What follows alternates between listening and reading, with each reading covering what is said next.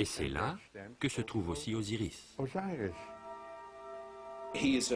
Osiris est un dieu qui apparaît sur la terre sous une forme humaine. Il apporte à l'homme de précieux enseignements et lui apprend le culte des dieux. C'est un dieu civilisateur, si on veut. Ensuite, il est mis à mort par les forces du mal. Il ressuscite, il monte au ciel où il sera le juge des âmes à la fin des temps. Les tombeaux égyptiens fourmillent de représentations qui retracent ces événements.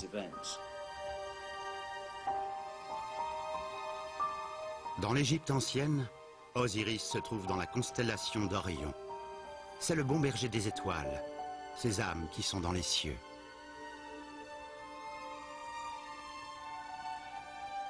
C'est loin d'être la seule image mythique qui ait annoncé les concepts beaucoup plus tardifs du christianisme. Les auteurs Tim Freke et Peter Gandy ont fait une étude extensive de la pensée dans l'Antiquité. C'est une image choquante. Pourquoi l'avez-vous mise sur la couverture de votre livre? Parce qu'il s'agit d'une preuve qui nous tient beaucoup à cœur. C'est un talisman, une amulette. C'est petit, de la taille de mon pouce. On dirait Jésus sur la croix, et pourtant l'inscription en grec nous explique qu'il s'agit de Dionysos, à la fois homme et Dieu, qui est mort et ressuscité. Et le fait d'apprendre que ce demi-dieu païen a connu exactement la même mort que Jésus est, selon nous, la preuve que nous avons puisé l'histoire de Jésus dans la mythologie païenne. Dionysos, c'était le Bacchus des Romains. N'était-il pas le dieu du vin et des libations? Bien sûr que si, mais c'était aussi le dieu de l'initiation.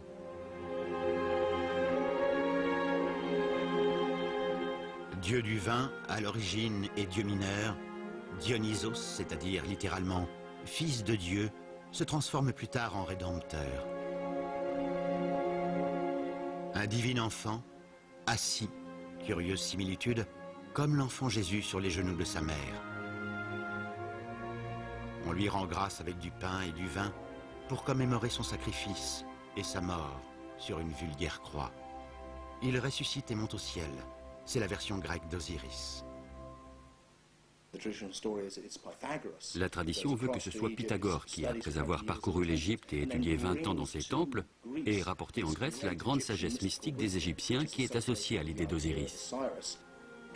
Mais pour l'introduire en Grèce, plutôt que d'importer un dieu étranger, il prend Dionysos et transforme une figure mythologique mineure en un dieu d'une importance considérable. La plupart des grands penseurs et auteurs païens, Platon, Euripide, Sophocle, sont initiés à ce culte dont le centre géographique n'est pas loin d'Athènes. Par milliers, les gens se convertissent à ce culte qui vénère un Dieu fait homme qui meurt et ressuscite.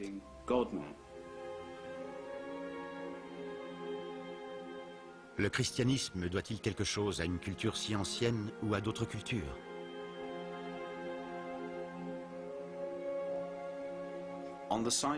Sur le site où le Vatican se trouve aujourd'hui, s'élevait jadis un temple païen. Ces prêtres y célébraient des cérémonies sacrées que les premiers chrétiens trouvaient si choquantes qu'ils en ont effacé toutes les traces. Quels étaient donc ces rites païens scandaleux? Des sacrifices cruels? Des orgies obscènes peut-être? C'est ce qu'on a voulu nous faire croire. Mais la vérité est bien plus étrange que toutes ces fictions. Dans cet antique sanctuaire, des congrégations païennes ont autrefois glorifié un dieu rédempteur, Mithra, qui, comme Jésus, est né d'une vierge le 25 décembre et qui est fils de Dieu. Comme lui, il est monté au ciel, il a promis de revenir à la fin des temps pour juger les vivants et les morts. Ici, des prêtres païens partageaient un repas symbolique composé de pain et de vin en l'honneur de leur rédempteur. Un Dieu rédempteur qui avait averti ses fidèles, « Qui ne boira pas de mon sang ne connaîtra jamais le salut. » Comme Osiris en Égypte, Mithra, un dieu d'origine perse, occupe dans le ciel la place de la constellation d'Orion, face à la constellation du Taureau. Son culte est devenu le premier concurrent du christianisme dans le monde antique. Un célèbre érudit a déclaré que si le christianisme n'avait pas triomphé, le monde entier aurait adoré Mitra. En effet, voilà un Dieu qui est un sauveur divin et qui est à la fois le fils de Dieu et d'une femme mortelle. Il est Dieu incarné. Il apporte la sagesse, une religion nouvelle. Il défie, comme le font tous les grands mystiques, les vieilles autorités. Il fait scandale, il accomplit des miracles. Comme Jésus, il transforme l'eau en vin lors d'un mariage. Il meurt à Pâques et ressuscite au bout de 3 jours. Il monte aux cieux. Il y a des inscriptions qui disent « Si vous partagez le sang et le corps du Dieu fait homme, alors vous aussi, vous ressusciterez ».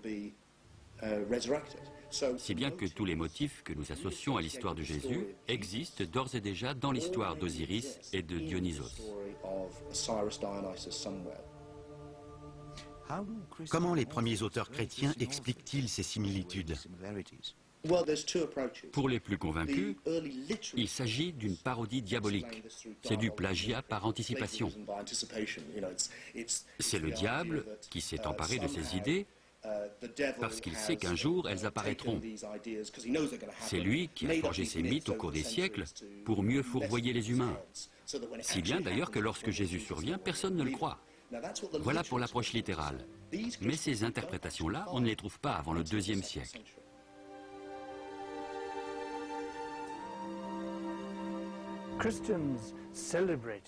Les chrétiens ont célébré leur victoire en proclamant que le paganisme était décadent, grossier, inintéressant, inférieur. Le christianisme ne pouvait faire autrement que de triompher. Et c'était du domaine du fantasme. En fait, le paganisme était passionnément vivant.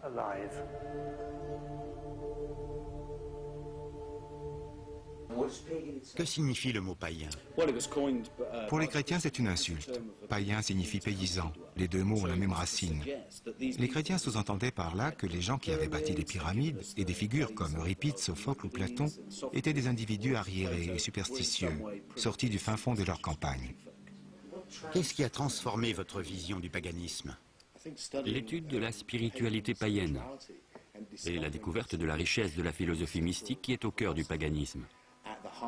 C'est d'elle que nous viennent toutes les racines de ce que nous appelons la culture occidentale. Nous avons découvert que cette forme de spiritualité n'avait rien à voir avec le culte primitif des idoles. Elle était infiniment plus sophistiquée.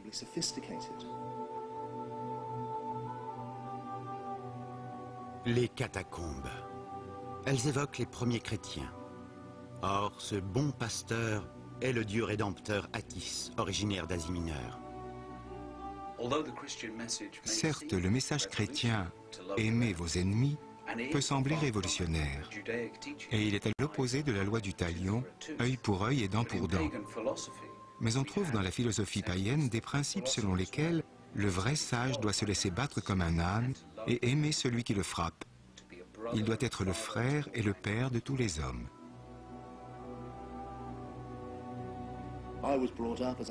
J'ai été élevé, comme la plupart des gens qui partagent la même culture, dans l'idée qu'il y avait d'une part le monothéisme, de l'autre le polythéisme, et que le monothéisme lui était indiscutablement supérieur. J'ai fait un virage à 180 degrés lorsque j'ai découvert qu'au centre du polythéisme païen figurait cette idée d'unicité. Il y a un Dieu et même une unité qui va au-delà de l'idée même de Dieu. C'est l'être suprême dont on ne peut s'approcher qu'à travers plusieurs visages. La raison en est que cette unité impersonnelle a besoin de tous ces visages, parce que n'importe lequel d'entre eux à lui seul ne suffit pas au triomphe de cette unité.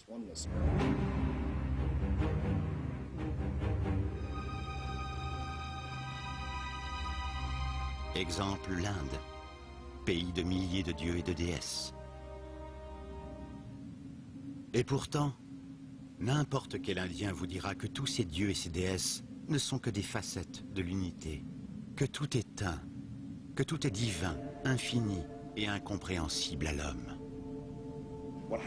L'ennui avec le monothéisme, c'est qu'on finit par se persuader qu'il n'y a plus qu'une voie. On glorifie telle ou telle divinité comme si elle était l'unique Dieu. Dans notre culture, c'est Yahvé ou Jéhovah, le dieu tribal juif, qui est un visage particulier de Dieu, si on veut. La relation particulière d'un peuple au divin, un peuple qui disait « La voilà, la figure de Dieu ». Et c'est une des raisons pour lesquelles le christianisme est devenu une religion autoritaire, alors que le paganisme est ordinairement une forme de spiritualité extrêmement tolérante. Elle permet la diversité parce qu'elle sait que la voie qu'elle s'efforce de vous faire prendre n'a finalement pas de nom, pas de qualité. C'est une connaissance mystique. Par conséquent, le chemin choisi est une affaire de personne.